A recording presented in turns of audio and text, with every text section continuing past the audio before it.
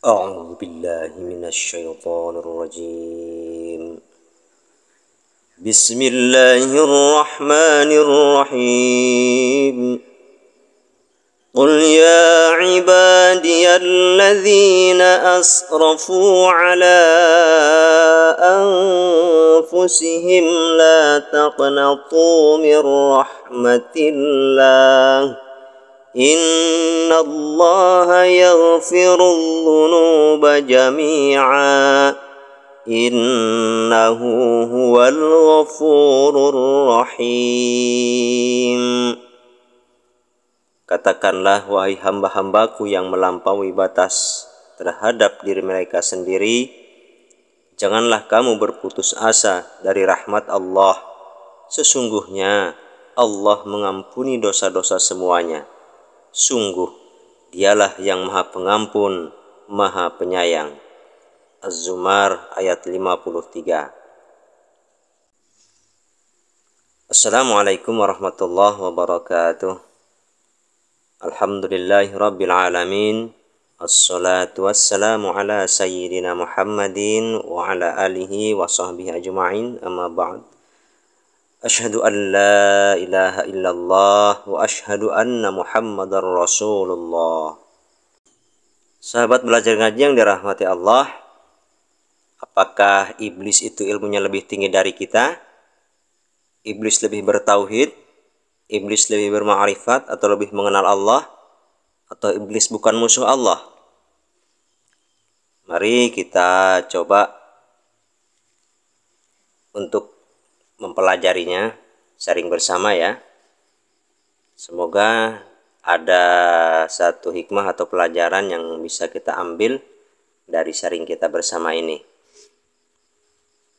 Alhamdulillah, puji syukur kehadirat Allah Subhanahu wa Ta'ala yang pada hari ini kembali memberi kesempatan kepada kita untuk hidup menjalankan aktivitas-aktivitas kita, yang tentunya tujuan utama Allah menghidupkan kita kembali ini agar kita semakin memperbaiki diri dan juga selalu memohon ampun dari dosa-dosa yang telah kita lakukan di masa lalu, baik yang kita sadari maupun yang tidak kita sadari, agar hidup ini selalu tetap dalam bimbingan Allah Subhanahu wa Ta'ala, agar tak menyimpang dari jalan yang diridhoi Allah Subhanahu wa Ta'ala.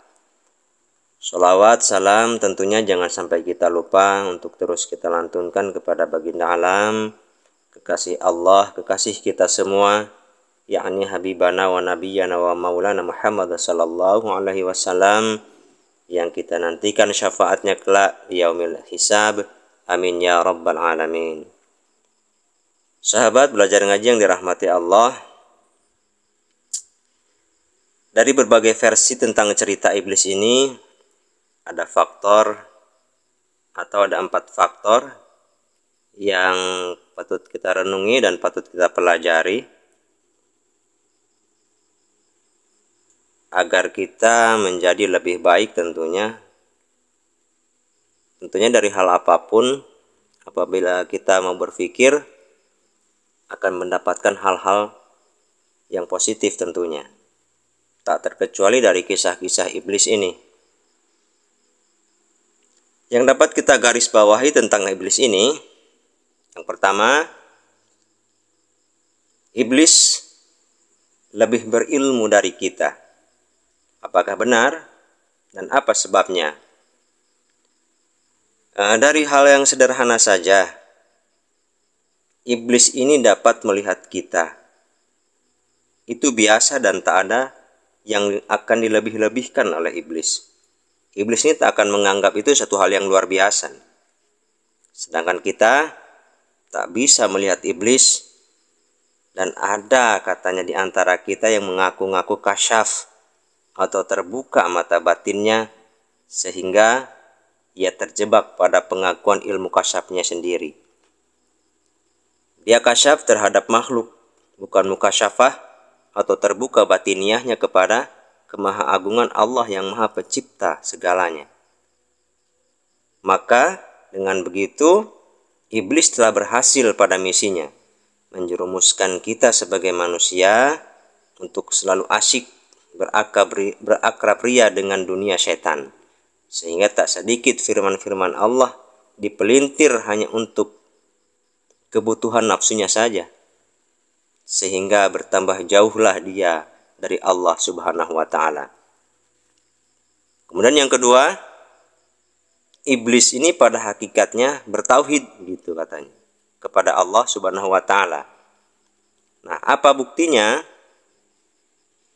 Seperti yang pernah diulas pada video sebelumnya, nama lain dari iblis ini adalah Azazil, atau ada juga yang menyebut Idajil.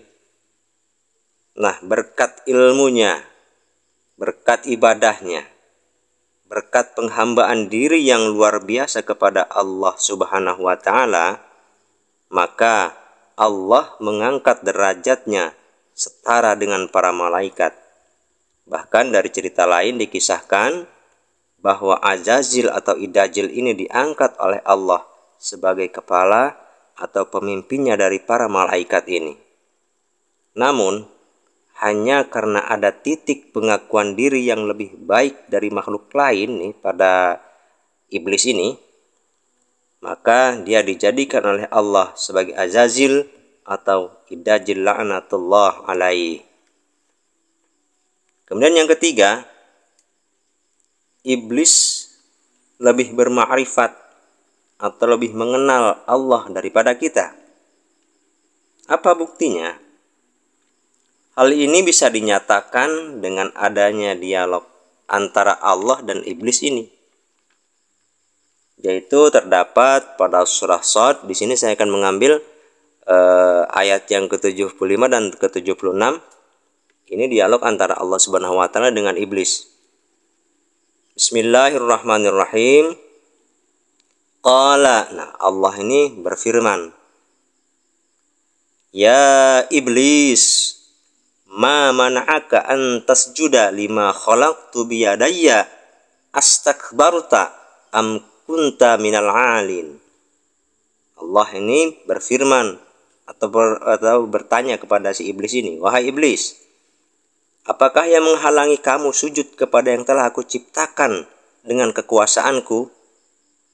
Apakah kamu menyombongkan diri atau kamu merasa termasuk golongan yang lebih tinggi? Nah, kemudian di ayat yang selanjutnya, yaitu Shad ayat yang ke-76 ini, iblis menjawab, qala, kata iblis, ana khairum minhu khalaqtani min nar wa khalaqtahu min tin. Kemudian iblis berkata, menjawab nih, aku lebih baik daripadanya karena engkau ciptakan aku dari api, sedangkan dia engkau ciptakan dari tanah. Dengan ada dialognya ini, tentu si iblis ini dengan Allah Subhanahu wa Ta'ala saling berbicara, bermakrifat nih.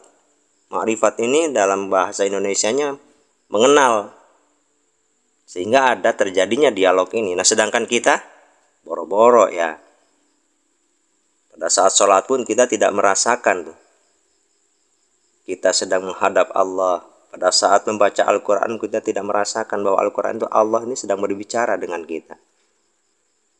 Tentunya kita bisa mengambil satu hikmah nih dari cerita ini. Kemudian yang keempat, sebenarnya iblis ini bukanlah musuh Allah, sahabatku.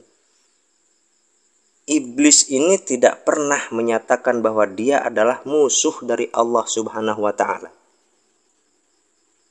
Iblis hanya memohon penangguhan umurnya agar dipanjangkan hingga berakhirnya dunia ini. Iblis dan bala tentaranya yang berupa setan hanya meminta kepada Allah untuk menggoda Nabi Adam hingga anak cucunya, termasuk kita, agar berpaling dari ajaran-ajaran Allah dan para rasulnya. Allah memiliki sifat Rahman dan Rahim terhadap seluruh makhluk ciptaannya, termasuk kepada iblis ini. Maka Allah kabulkanlah permintaan daripada iblis ini. Sahabat belajar ngaji yang dirahmati Allah, dari sini kita dapat mengambil satu pelajaran. Siapalah dari kita ini yang kadang ingin dilihat lebih pintar, ingin dilihat lebih alim, ingin dilihat lebih hebat dari orang lain.